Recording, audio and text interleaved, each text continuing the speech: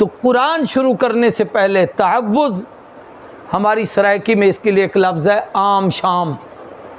ایک بچے کھیلتے ہیں نا وہ چھپن چھپاک وغیرہ، تو اس میں ایک دوسرے کے ساتھ چھپتے ہیں، اور جب کوئی کسی چھپ جائے تو دوسرا پکڑنے لگے تو کہتا ہے میں اس کی عام شام ہوں، یعنی اس کی امان میں آ گیا ہوں۔ تو یہ تعوذ اللہ کی امان ہے کہ میں قرآن شروع کر رہا ہوں، تو قرآن تیرا کلام ہے، اس لیے ہم تیری امان میں آ رہے ہیں، تو ہمیں شیطان سے بچا دے۔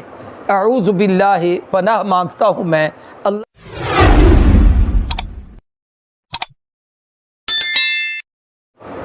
اب اس کو ہم پڑھتے ہیں اور اس میں مضامین کو دیکھتے ہیں۔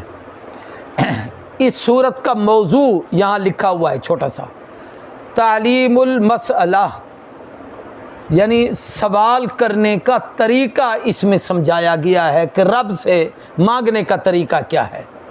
سب سے پہلے ہم تعوذ پڑھتے ہیں، اعوذ باللہ من الشیطان الرجیم۔ یہاں تعوذ لکھا ہوا نہیں، قرآن مجید کی عبارت میں ایک جگہ ہے، بس وہی آیت تعوذ کی قرآن کا حصہ ہے، باقی ہر جگہ پر اعوذ پڑھنا یہ قرآن کے آداب میں شامل ہے، قرآن کا حصہ نہیں۔ قرآن مجید میں جہاں پر ہے وہاں ہے کہ اذا قرأت القرآن فاستعذ باللہ من الشیطان الرجیم، وہ وہاں پر ہے، وہاں پر جب پڑھیں گے تو وہ قرآن کی آیت ہوگی۔ ویسے جب ہم پڑھیں گے تو یہ تعوذ قرآن شروع کرنے سے پہلے پڑھا جاتا ہے، اور یہ اس لیے پڑھا جاتا ہے، ہمارے ایک استاد بتاتے تھے کہ کوئی آدمی کسی کے گھر جائے نا تو عام طور پر بعض دفعہ لوگوں نے جانور باندھے ہوتے ہیں حفاظت کے لیے، کتا پڑا ہے، تو آدمی کہتے ہیں یار میں تو ڈرتا ہوں یہ کتا ہے آگے، اس کو قابو کرو میں آ سکوں، تو مالک آ کے نا کتے کے سر پر یوں پاؤں رکھ دیتا ہے، تو آدمی اندر چلا جاتا ہے۔ تو رب کے در پر جاتے ہوئے ایک کتا باہر بھی بیٹھا ہوتا ہے جو ہمیں روکتا ہے، اندر نہ جانا، سننا نہ، پڑھنا نہ، کہیں تمہیں اس کا فائدہ نہ ہو جائے۔ تو قرآن شروع کرنے سے پہلے تعوذ، ہماری سرائکی میں اس کے لیے ایک لفظ ہے عام شام۔ ایک بچے کھیلتے ہیں نا وہ چھپن چھپاک وغیرہ، تو اس میں ایک دوسرے کے ساتھ چھپتے ہیں، اور جب کوئی کسی چھپ جائے تو دوسرا پکڑنے لگے تو کہتا ہے میں اس کی عام شام ہوں، یعنی اس کی امان میں آ گیا ہوں۔ تو یہ تعوذ اللہ کی امان ہے کہ میں قرآن شروع کر رہا ہوں، تو قرآن تیرا کلام ہے، اس لیے ہم تیری امان میں آ رہے ہیں، تو ہمیں شیطان سے بچا دے۔ اعوذ باللہ، پناہ مانگتا ہوں میں اللہ کے ساتھ، الشیطان، شیطان سے، الرجیم جو مردود ہے، رجیم رجم سے ہے، رجم کا معنی ہوتا ہے پتھر مارنا۔ آپ جانتے ہیں کہ ساری دنیا کے حاجی اکٹھے ہو کے شیطان کو پتھر مارتے ہیں، یہ اس کی اس صفت کو یہاں اللہ نے بیان کیا کہ یہ ایسا مردود ہے کہ پوری دنیا کے نیک اور پاکیزہ لوگ اس کو پتھر مارتے ہیں۔ پھر اس کے بعد بسم اللہ ہے، بسم اللہ الرحمن الرحیم، اللہ کے نام سے جو بہت بڑا مہربان رحم کرنے والا ہے۔ ہم اس کتاب کو یعنی قرآن پاک کو شروع کر رہے ہیں، اس لیے کوئی بھی مصنف اور عالم بلکہ مسلمان ہونے کے ناطے سے کوئی تحریر کرے تو شروع میں بسم اللہ لکھے، یہ قرآن پاک سے مطابقت ہو جاتی ہے کہ یہاں لکھا ہوا ہے تو ہمیں بھی لکھنا چاہیے۔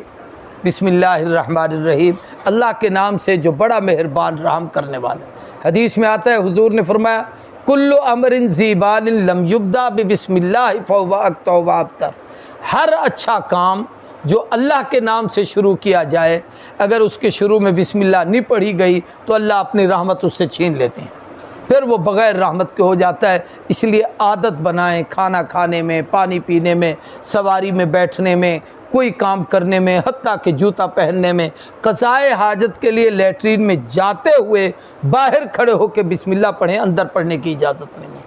اسی طریقے سے مسجد میں داخل ہوتے ہوئے، مسجد سے باہر، لیٹرین سے باہر نکلتے ہوئے نکل کر وہ دعا پڑھیں گے لیکن اندر نہیں پڑھیں گے، تو اس کا آپ نے خیال کرنا ہے، تعوذ۔ اور یہ تسمیہ بسم اللہ الرحمن الرحیم۔ اب آگے وہ صورت ہے الحمدللہ رب العالمین۔ اس کے شروع میں علماء نے ایک جملہ معذوف لکھا ہے، قولو، اللہ کہتا ہے کہو میرے بندو، یہ چھپا ہوا لفظ ہے جو ہمیں سمجھایا گیا ہے کہ گویا اللہ نے ہمیں بتایا، ہم اللہ سے ایسے کہہ رہے ہیں۔ پہلا کیا کہتے ہیں، تمام تعریفیں اللہ کے لیے ہیں جو سارے جہانوں کا رب ہے، پالنے والا ہے۔ اس کے اندر الحمد میں اللہ کی تعریف اور اللہ کی توحید کا تذکرہ ہے، اس کی عظمت اور جلالت کا اعتراف ہے۔ الرحمن وہ بہت بڑا مہربان ہے، الرحیم نہایت رحم کرنے والا ہے۔ رحمان اور رحیم یہ مبالغے کے صیغے ہیں، یعنی ان میں بہت بڑھائی والا معنی ہے، بہت بڑا مہربان۔ علماء نے لکھا ہے اس میں مبالغہ عام ہے کہ اللہ مہربان ہے اپنوں کے لیے، غیروں کے لیے، مومنوں کے لیے، کافروں کے لیے، سجنوں کے لیے، دشمنوں کے لیے، سب کو دیتا ہے۔ اور الرحیم میں مبالغہ جو ہے وہ خاص ہے کہ خوب دیتا ہے لیکن ایمان والوں کو دیتا ہے، کافروں کو نہیں دیتا۔ تو رحمان دنیا میں ہے، رحیم آخرت میں ہے۔ مالک یوم الدین وہ اللہ قیامت کے دن کا مالک ہے، یعنی قیامت کا قبضہ کنٹرول اسی کا ہے۔ دنیا میں بھی وہی مالک ہے، لیکن عارضی طور پر یہاں کچھ کو کوئی چیئرمین ہے، کوئی صدر ہے، کوئی جناب علاقے کا نمبردار ہے، کوئی ذمہ دار ہے، کوئی کسی کمپنی اور کسی ادارے کا سربراہ ہے، تو وہ اپنے آپ کو بڑا سمجھتا ہے، لیکن وہاں کوئی نہیں ہوگا۔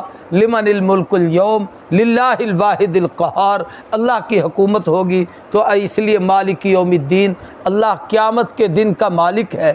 جب وہ مالک ہے تو یہاں ایک مسئلہ بتایا، نفی شفیع قہری، یہ ایک نیچے لفظ لکھا ہوا ہے، یعنی اللہ کی بارگاہ میں اس کی جلالت اتنی سخت ہے کہ کسی کو وہاں سفارش کرنے کی جرت نہیں ہوگی الا باذنہ، جب تک اللہ اس کی اجازت نہ دیں۔ اس لیے حضور صلی اللہ علیہ وسلم بھی اگر شفاعت کریں گے تو وہ اللہ تبارک و تعالیٰ کے امر اور حکم کے بعد۔ آگے فرمایا ایاک نعبد و ایاک نستعین، ہم تیری عبادت کرتے ہیں اور ہم تجھ ہی سے مدد چاہتے ہیں۔ یہ بندے کا اپنا تعارف ہے۔